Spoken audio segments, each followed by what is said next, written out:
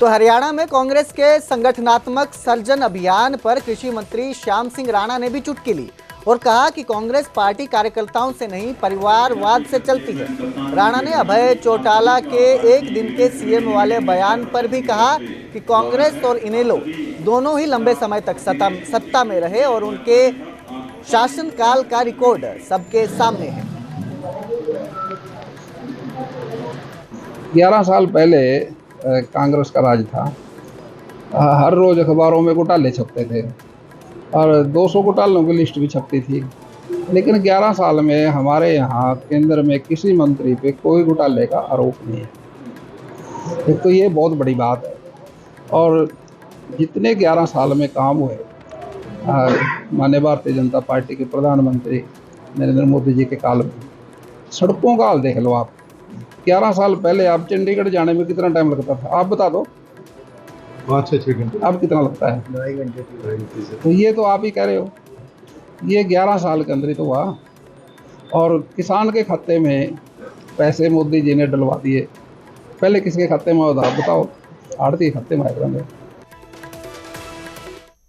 तो उधर यमुनानगर में गैंगस्टर्स को लेकर दुष्यंत चौटाला ने हमला बोला। सैनी सरकार पर उन्होंने तीखी टिप्पणी की। गैंगस्टर पर लगाम के लिए 22 जिलों में कार्रवाई होनी चाहिए। दुष्यंत चौटाला ने ये कहा है, हर व्यापारी को फिरौती की कॉल आ रही है। प्रदेश में पुलिस नहीं गैंगस्टर हावी हो गए हैं।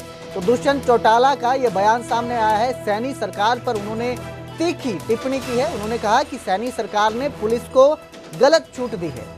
जिला मुख्यालयों पर जो तैनात अफसर हैं वो अनुभवहीन है। जेसीबी चलाकर गैंगस्टरों का सफाया नहीं होगा। एक दिन का सीएम बनाओ, ये हरियाणा का चलन है। दुष्यंत चौटाला जो हैं अभय चौटाला पर बोले कि पहले खुद पर लगाम लगाएं। देवीलाल की फोटो हटाने की चुनौती दी। इसके साथ ही उन्होंने राहुल गांधी को लेकर भी बयान दिया और कहा कि राहुल गांधी ने कार्यकर्ताओं का हौसला तोड़ा है। हालत होगी कि शराब के ठेके बिकवाने के लिए भी मुख्यमंत्री को बैठक करनी पड़ रही है। तो लॉ एंड ऑर्डर ये फोटोओं से ठीक नहीं होता। पुलिस कमज़ोर है। पुलिस को कमज़ोर डिसीजन ना लेने की वजह से पिछले 1 साल में नायब सैनी जी की सरकार ने किया है। अगर मुख्यमंत्री असलियत चाहते हैं तो ये जो असामाजिक तत्व है जो लॉ एंड ऑर्डर को बिगाड़ रहे हैं, पुलिस को ये लिबर्टी देनी चाहिए कि इन लोगों के साथ जो कार्य होना चाहिए वो पूरी इच्छा शक्ति के साथ पुलिस बल लगा के किया जाए। ये ना किया जाए कि 2 मकान पे जेसीबी चला दी और इस तरह के असामाजिक तत्व विदेशों में बैठे। अगर लॉ एंड ऑर्डर सच्ची में ठीक करना है तो पुलिस की ऑटोनॉमी को बढ़ाना चाहिए और पुलिस प्रशासन को भी सख्त तरीके से 22 के 22 जिलों के अंदर अभियान चलाना चाहिए और जितने ऐसे तत्व हैं उनके खिलाफ सख्त कार्रवाई करनी चाहिए।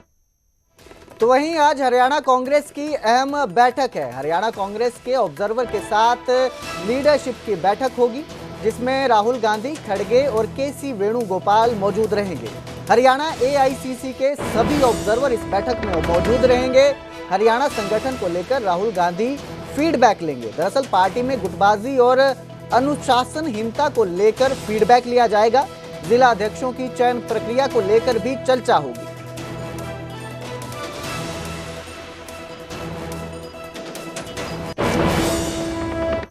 और आगे बढ़ेंगे, बात करेंगे बिहार के सिवान की, जहां पर प्रधानमंत्री नरेंद्र मोदी ने जनसभा को संबोधित किया।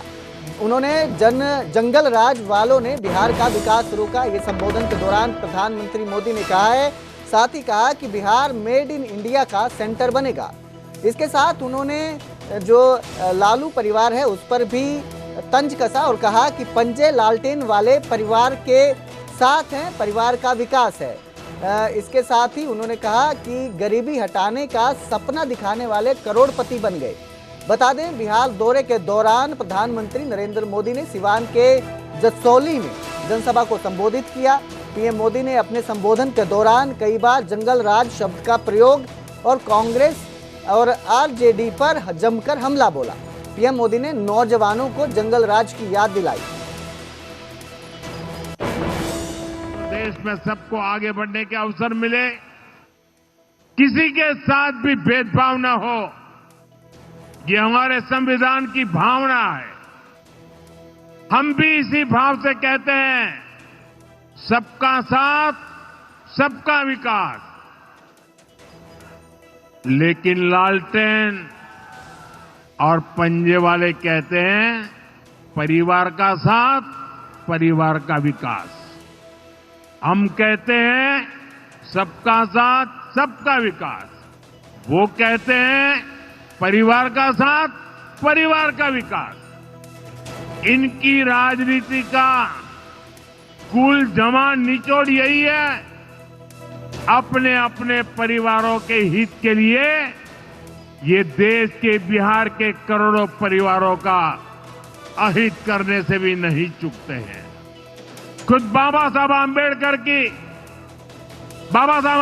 भी इस प्रकार की राजनीति के बिल्कुल खिलाफ थे।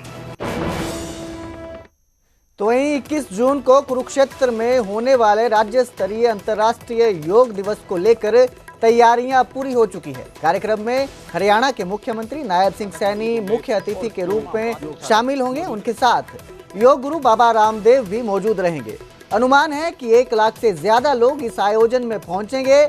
आयोजन स्थल को अलग अलग सेक्टर में बांटा गया है ताकि सुचारू रूप से व्यवस्था बनाई जा सके। स्कूली बच्चों से लेकर विभिन्न संस्थाएं इस ऐतिहासिक योग समारोह का हिस्सा बनेंगी। प्रशासन पूरी तरह से अलर्ट मोड पर है।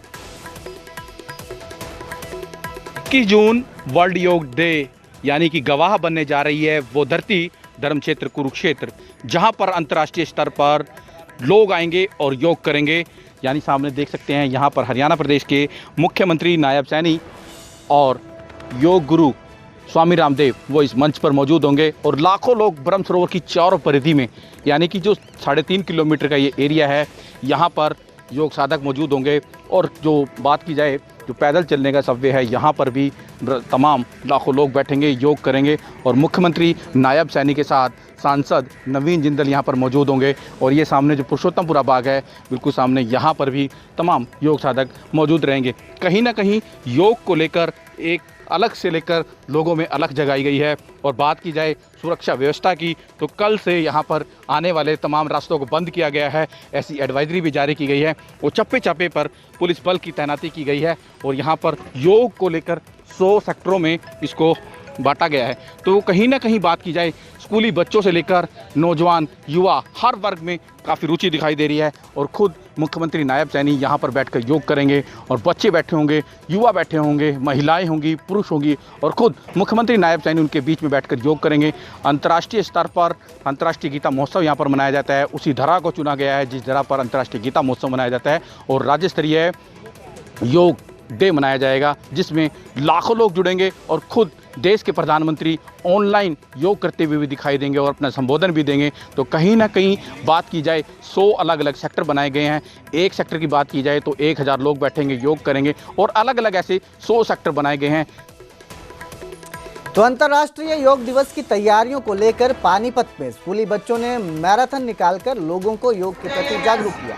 शिवाजी स्टेडियम में हुई फाइनल रिहर्सल में 22 स्कूलों के करीब 4000 बच्चों ने भाग लिया। नोडल अधिकारी स्नेहलता ने हरी झंडे दिखाकर मैराथन को रवाना किया। स्नेहलता ने बताया कि 21 जून को कृषि मंत्री श्याम सिंह राणा के मुख्य आतिथ्य में योग दिवस मनाया जाएगा।